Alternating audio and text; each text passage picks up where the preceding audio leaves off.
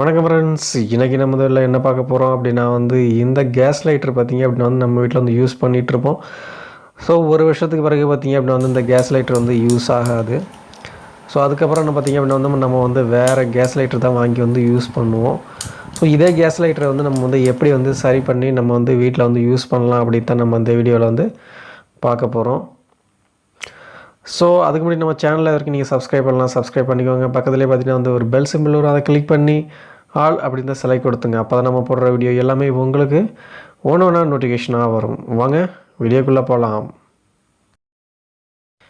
இந்த கேஸ் லைட்டரை கழட்டணும் அப்படின்னா நமக்கு கண்டிப்பாக குரடு வேணும். ஸோ குரடு இல்லாமல் நம்ம இதை நம்மளால் கழட்டவே முடியாது இதை. ஸோ இப்படி வச்சுக்கிட்டு பார்த்தீங்க அப்படின்னா லேசாக அப்படியே ஒரு சுற்றுனீங்கன்னா உங்களுக்கு ஈஸியாக அதை அப்படியே ரிமூவ் ஆகிடும் நம்ம. ஸோ இந்த மேல் பக்கத்தை நம்ம சுற்றினாலே பார்த்தீங்கன்னா ஈஸியாக அதை நம்மளால் கழட்ட முடியும்.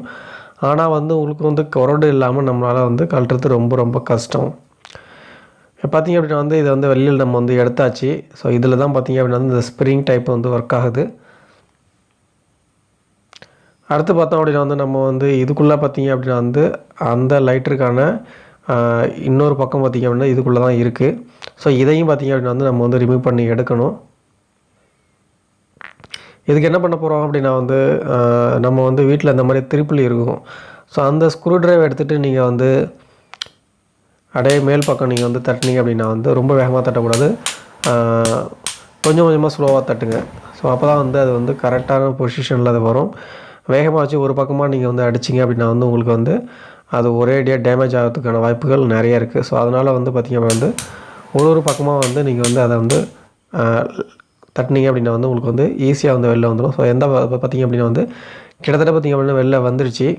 ஆனால் நம்ம இந்த ஸ்க்ரூ ட்ரைவர் பார்த்திங்க அப்படின்னா லென்த்து கம்மியாக இருக்கிறதுனால ஸோ அதனால் வெளியில் அது சீக்கிரம் வர மாட்டுது. ஸோ இப்போ என்ன பண்ண போகிறோம் அப்படின்னா கரெக்டாக இந்த சென்டர் பாயிண்டில் வச்சு நீங்கள் அதை கரெக்டாக அதை தட்டினீங்க அப்படின்னா உங்களுக்கு ஈஸியாக வெளில வந்துடும். ஏன்னா நம்மளோட ஸ்க்ரூ ட்ரைவர் பார்த்திங்க அப்படின்னா ஹைட்டு கம்மியாக இருக்குது. பார்த்திங்க அப்படின்னா ஈஸியாக வெளில வந்துடுச்சு. ஸோ இப்போ வந்த பிறகு நம்ம என்ன பண்ண போகிறோம் அப்படின்னா இதில் பார்த்திங்க அப்படின்னா இதை ரிமூவ் பண்ணுங்கள்.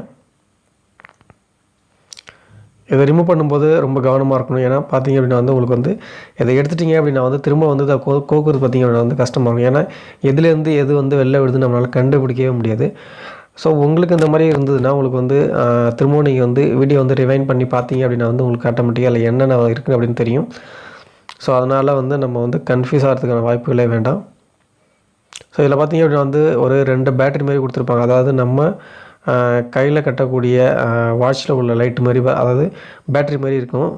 ஸோ அது இல்லாமல் பார்த்திங்க அப்படின்னா இன்னொன்று பார்த்திங்க அப்படின்னா அதுவும் பார்த்திங்க அப்படின்னா ஒரு பேட்டரி சைஸில் ஒன்று இருக்குது. ஸோ இது எல்லாமே பார்த்திங்கன்னா இதுக்குள்ளே இருந்தது. இதை என்ன பண்ண போகிறோம் அப்படின்னா நம்ம எல்லாத்துலேயுமே பார்த்திங்கன்னா துரு அதிகமாக இருக்குது. ஸோ அந்த துரு நம்ம எமரி ஷீட்டு போட்டு நம்ம எல்லாத்தையும் தேய்ச்சி ஒன்று ஒன்றா நீங்கள் எல்லாத்துலேயுமே அந்த தேய்ச்சிங்க. ஸோ அப்போ தான் பார்த்திங்கன்னா அதில் உள்ள துரு எல்லாமே உங்களுக்கு க்ளீன் ஆகும். ஸோ இந்த மாதிரி போட்டு தேய்ச்சிங்க அப்படின்னா உங்களுக்கு ஈஸியாக க்ளீன் ஆகிடும். ஸோ இந்த லைட்டர் ஒர்க் ஆகிறதுக்கு காரணமே பார்த்திங்க அப்படின்னா இதில் அதிகப்படியாக டஸ்ட்டு படிடுது. ஸோ தென் பார்த்திங்க அப்படின்னா அதில் பார்த்திங்க அப்படின்னா எவ்வளோ துரு இருக்குது பாருங்கள். ஸோ இதுதான் வெளிப்பக்கம் உள்ளது. இந்த மாதிரி துரு நிறையா இருந்ததுன்னா உங்களுக்கு ஸ்பார்க் ஆகிறது ரொம்ப கஷ்டம்.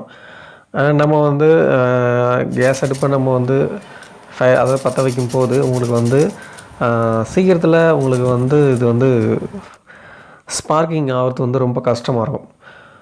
எல்லாத்தையுமே நம்ம இந்த மாதிரி க்ளீன் பண்ணிட்டோம் அப்படின்னா உங்களுக்கு ஈஸியாக உங்களுக்கு ஸ்பார்க் ஆகும். இப்போ நம்ம எல்லாத்தையுமே க்ளீன் பண்ணியாச்சு. ஒன்று ஒன்றா நம்ம இதை எல்லாத்தையுமே நம்ம ஃபிக்ஸ் பண்ணிடணும். நம்ம எப்படி எடுத்தோமோ அதே போல் பார்த்திங்கன்னா இதில் ஒன்று ஒன்றா நீங்கள் ஃபிக்ஸ் பண்ணணும். ஃபஸ்ட்டு பார்த்திங்கன்னா ஒரு பேட்ரி மாதிரி இருந்தது. ஸோ அது மேலே ஒரு சின்னதாக ஒன்று இருந்தது. ஸோ அதுக்கப்புறம் ஒரு பேட்ரி மாதிரி இருந்தது. அதுக்கப்புறம் பார்த்திங்கன்னா இந்த இதை போட்டு நீங்கள் ப்ரெஸ் பண்ணி லாக் பண்ணி விட்டுருங்க. லாக் பண்ணிட்டீங்க அப்படின்னா உங்களுக்கு வெளியில் வராது. அடுத்தது இந்த நம்ம இதை பின்பக்கமாக அடிச்சு தான் வெளில எடுத்தோம். ஸோ இதை நம்ம நேராக விட்டுற வேண்டியதான். நேராக உள்ளே ப்ரெஸ் பண்ணி விட்டீங்க அப்படின்னா ஸ்க்ரூ ட்ரைவர் வச்சு நீங்கள் அதை ப்ரெஸ் பண்ணி விடுங்க. நம்ம எடுக்கும்போது ஆப்போசிட் சைடாக நம்ம எடுத்தோம். இப்போ வந்து அதை ஃபிக்ஸ் பண்ணும்போது டைரெக்டாக நம்ம அந்த ஹோலில் வச்சு நீங்கள் வந்து லைட்டாக ப்ரெஸ் பண்ணிங்கனாலே போதும். ஆட்டோமேட்டிக்காக அந்த ஸ்க்ரூ ட்ரைவர் வச்சு ப்ரெஸ் பண்ணாலே போதும். உங்களுக்கு டைரெக்டாக பார்த்திங்க அப்படின்னா அந்த கடைசியில் போய்ட்டு அது பார்த்திங்கன்னா வந்து உங்களுக்கு வந்து கரெக்டாக லாக் ஆகிடும். ஸோ அந்த இடத்துல வந்து பார்த்திங்க அப்படின்னா வந்து கடைசியில் ஒரு லாக் மாதிரி கொடுத்துருப்பாங்க. அந்த லாக்கில் வந்து அது கரெக்டாக வந்து ஃபிக்ஸ் ஆகிடணும். ஸோ நல்லா ப்ரெஸ் பண்ணி விட்டுனாலே ஃபிக்ஸ் ஆகிடும். அதுக்கப்புறம் பார்த்திங்க அப்படின்னா வந்து ஒரு பிளாஸ்டிக் டைப்பில் ஹோல் மாதிரி கொடுத்துருக்காங்க. ஸோ அதை போட்டுட்டு நம்ம வந்து இந்த ஸ்ப்ரிங்கை வந்து நம்ம வந்து கடைசியாக வந்து ஃபிக்ஸ் பண்ணி விட்டுறணும். இப்போ ஃபிக்ஸ் பண்ணி விட்ட பிறகு நம்ம என்ன பண்ண போகிறோம் அப்படின்னா வந்து நம்ம இது வந்து ஒர்க் ஆகுதா இல்லையா நம்ம வந்து செக் பண்ணணும். ஏன்னா நம்ம வந்து எல்லாத்தையும் போட்டு லாக் ஆகிட்டு திரும்பி வந்து அதை வந்து ரிமூவ் பண்ணிகிட்டு இருக்க முடியாது. இதில் பாருங்கள், உங்களுக்கு நம்ம கேமரா பார்த்திங்க அப்படின்னா வந்து கரெக்டாக வந்து ஃபோக்கஸ் ஆக மாட்டுது. இப்போ பாருங்கள், உங்களுக்கு நான் ப்ரெஸ் பண்ணி காமிக்கிறேன். இதில் பார்த்திங்க அப்படின்னா உங்களுக்கு ஸ்பார்க் வருது. இதுக்கு முன்னாடி பார்த்திங்கன்னா இதில் வந்து ஸ்பார்க்கு சுத்தமாக வரவே இல்லை. இதில் பார்த்திங்க அப்படின்னா கரெக்டாக தெரியும் எந்தளவுக்கு ஸ்பார்க் வருதுன்ட்டு. நீங்களே பாருங்கள்.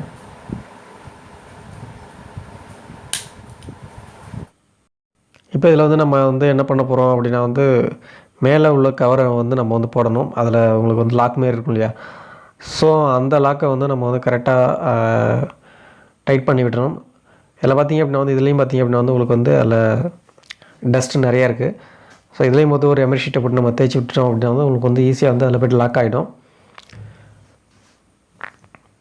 இப்போ எல்லாமே முடிஞ்சிச்சு. ஸோ இதில் வந்து இந்த லாக்கை வந்து நீங்கள் வந்து உள்ளே வந்து டைட் பண்ணி விட்டுருங்க. ஃபுல்லாக டைட் பண்ணி விட வேண்டாம். ஏன்னா திரும்ப நெக்ஸ்ட்டு நம்ம வந்து இதே போல் பிரச்சனை வரும்போது மீண்டும் அதை நம்ம வந்து ரிமூவ் பண்ணி எடுக்கணும். ஃபுல்லாக நீங்கள் டைட் பண்ணி விட்டுட்டீங்க அப்படின்னா வந்து அதை நம்மளால் வெளியில் எடுக்கவே முடியாது. ஸோ அந்த வாஷர் மாதிரி இருக்கு இல்லையா? ஸோ அது உள்ளே போய்ட்டு லாக் ஆகிடும். திருப்பி அப்புறம் வெளில வர முடியாது. ஸோ இந்தளவுக்கு கொஞ்சமாவது கேப் விட்டு திரும்பவும் நம்ம வந்து கொரட்டை போட்டு கழட்டுற அளவுக்கான அந்த அளவுக்கு நம்ம வந்து கேப் வந்து விடணும். இல்லைன்னா கழட்ட முடியாது. பார்த்திங்க அப்படின்னா வந்து இதில் பார்த்திங்க அப்படின்னா வந்து உங்களுக்கு வந்து லேசாக மேலே தட்டி விடுங்க. ஏன்னா வந்து ரெண்டுத்துக்கும் இடைப்பட்ட கேப் வந்து அதிகமாக இருந்ததுன்னா உங்களுக்கு வந்து ஸ்பார்க் ஆகாது. ஸோ அந்த கேப் வந்து கரெக்டான பொசிஷனில் இருக்கணும். அப்படி இருந்தால் மட்டும்தான் உங்களுக்கு வந்து அந்த ஸ்பார்க் வரும். இப்போ நம்ம செக் பண்ணி பார்ப்போம். பார்த்திங்க அப்படின்னா வந்து உங்களுக்கு வந்து நல்லா ஃபயர் ஆகுது. ஸோ கண்டிப்பாக இந்த வீடியோ பிடிச்சிருந்தா லைக் பண்ணுங்கள், ஷேர் பண்ணுங்கள். அதே போல் நம்ம சேனலை கண்டிப்பாக மறக்காமல் சப்ஸ்கிரைப் பண்ணிக்கோங்க. தேங்க்யூ.